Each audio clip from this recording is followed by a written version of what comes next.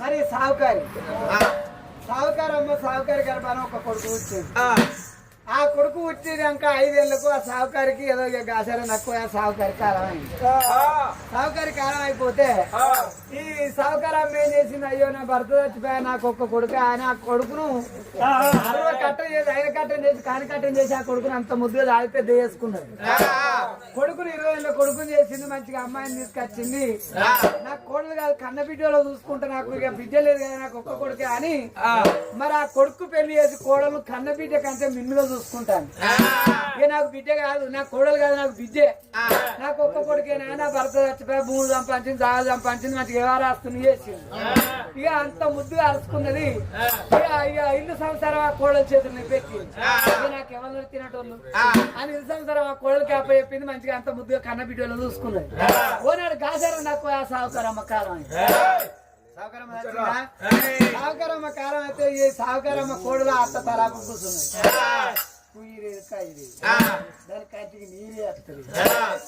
ఇక పాపంగా పలానా వచ్చినట్టు ఆ వాడ తట్టి వాడకెరికైతే అందరు చూడవరా మంది చూడవేను వాళ్ళు సావుకారమ్మ కోడలు చూస్తారు. కుయ్యి అంటే ఎరకాయ అంటే చూడవేన మంది అంటారు దీనికే ముట్టిండే పడ్డే ఉన్నది, దాని కంటి నీరే వస్తలేదే. చూడవేన నువ్వుకుంటారు వాళ్ళు మాట్లాడరా, దీనికే ముట్టిందే పడ్డే ఉన్నది.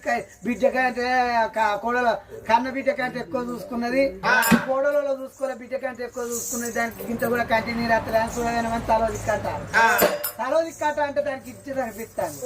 నాకు దుఃఖం వస్తలేదా మంది పోవడం అనిపిస్తాను. వచ్చే ఎత్తగా అన్నానికి రోడ్డు దిగిపోయింది. రోడ్డు దిగిపోయిన వాళ్ళు మాదిగోళ్ళ ముసలామే కొడలు పట్టుకొని కొయ్యబోతాను పొలాలలో. అమ్మమ్మను వెళ్ళిపోతాను అని అడిగింది.